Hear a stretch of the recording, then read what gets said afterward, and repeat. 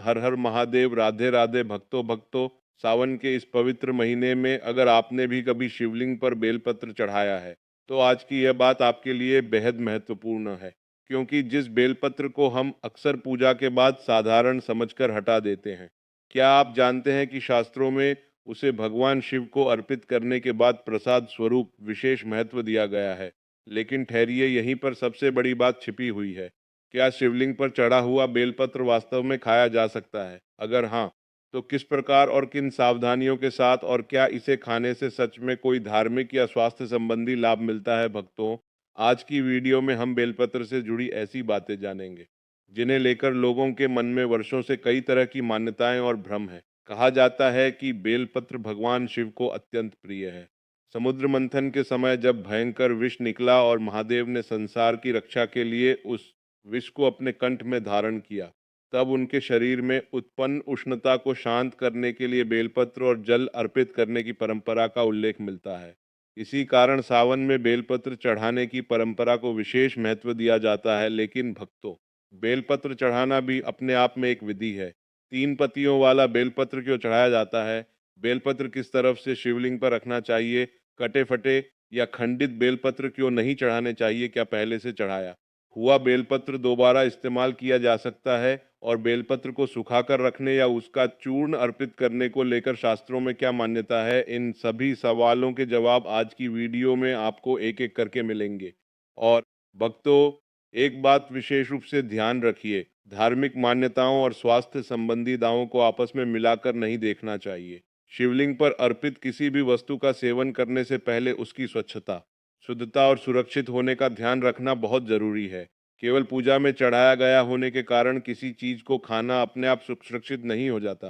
साथ ही बेलपत्र को लेकर यह भी मान्यता है कि भगवान शिव को श्रद्धा से अर्पित किया गया बेलपत्र भक्त के लिए प्रसाद स्वरूप माना जा सकता है। इसी वजह से कई भक्त इसे अत्यंत पवित्र मानते हैं। भक्तों, आज मैं आपको यह भी बताऊंगा कि बेलपत्र को घर में किस स्थान पर रखने की धार्मिक मान्यता है, तिजोरी में रखने को लेकर क्या कहा जाता है, और सावन में बेलपत्र से जुड़े कौन कौन से उपाय किए जाते हैं।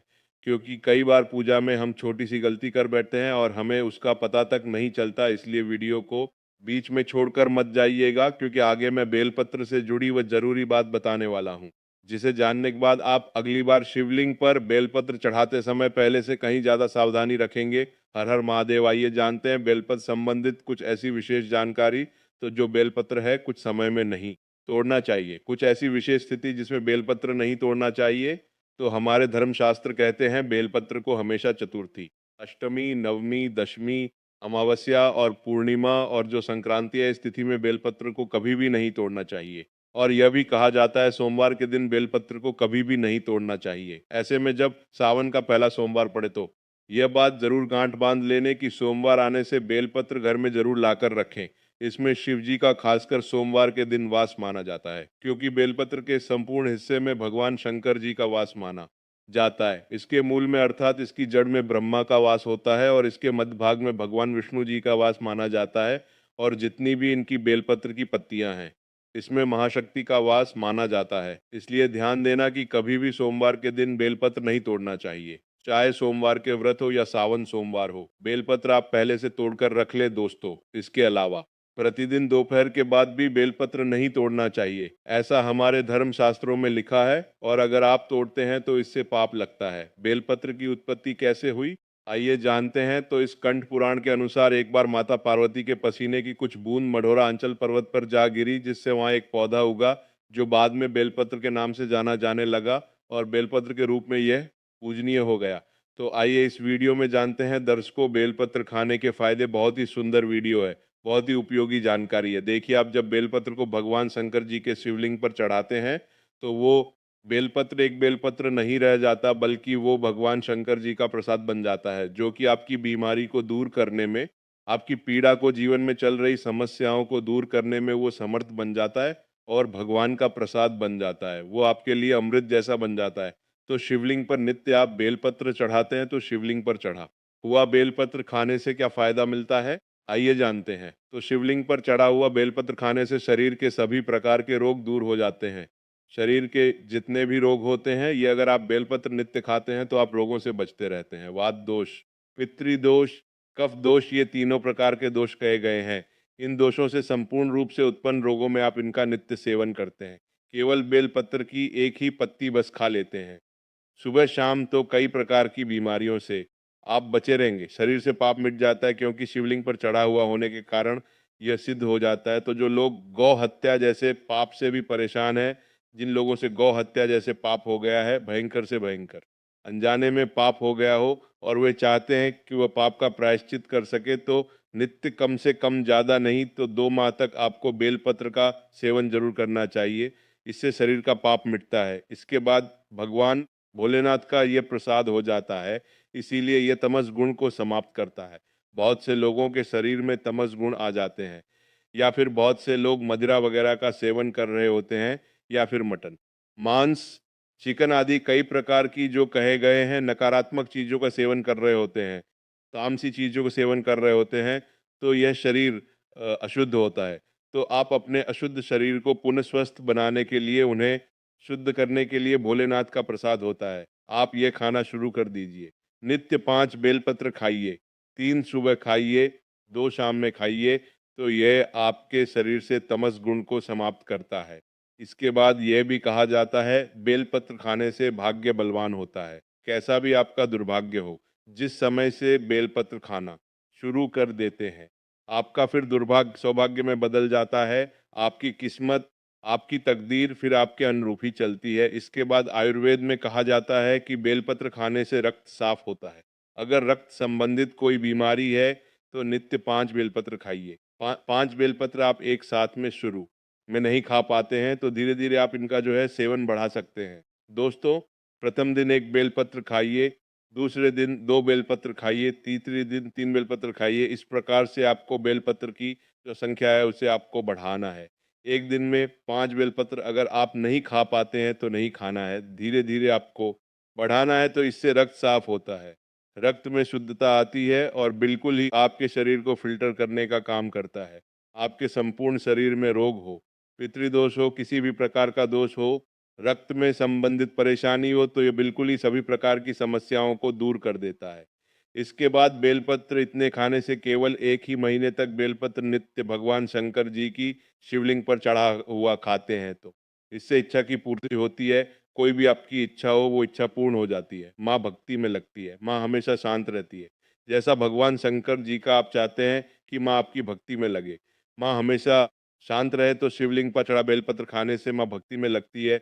माँ हमेशा शांत रहती है। माँ में जो चिड़चिड़ापन है, छोटी-छोटी बाटी बातों पर गुस्सा आ जाता है, चिड़चिड़ापन रहता है, तो वह दूर हो जाता है। इसके बाद इसका सेवन करने से सांसारिक भोग समाप्त होने लगता है। आपका जो सांसारिक किसी भी प्रकार का जो सांसारिक भोग है, वह भोग भी समाप्त हो जाता है।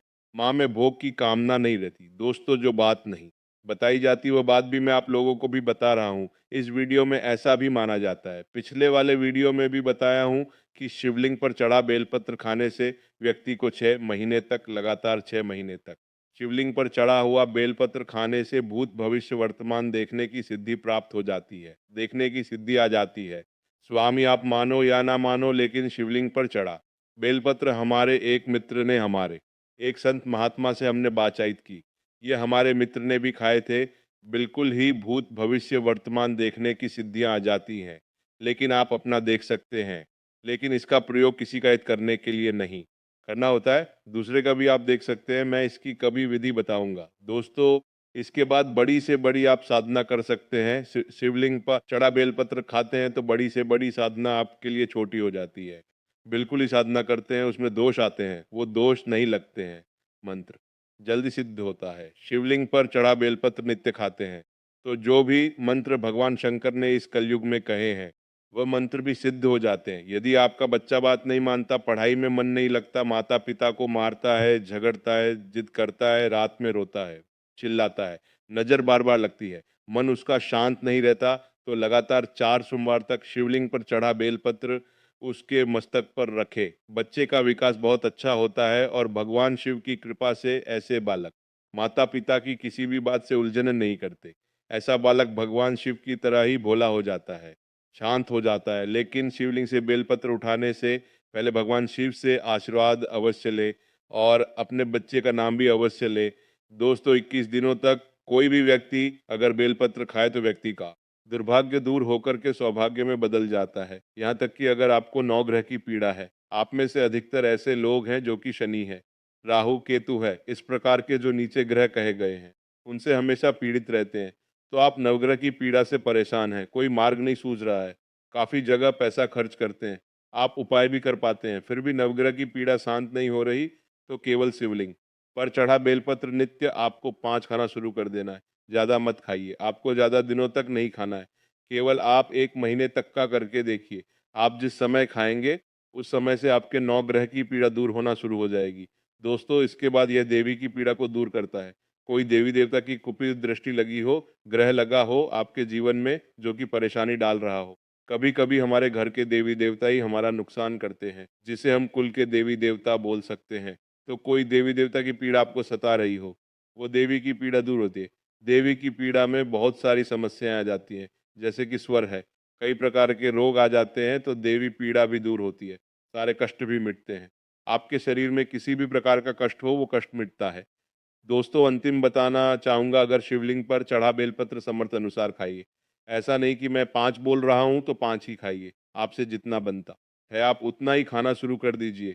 लेकिन आपको नित्य खाना है तो इससे शरीर सिद्ध हो जाता है।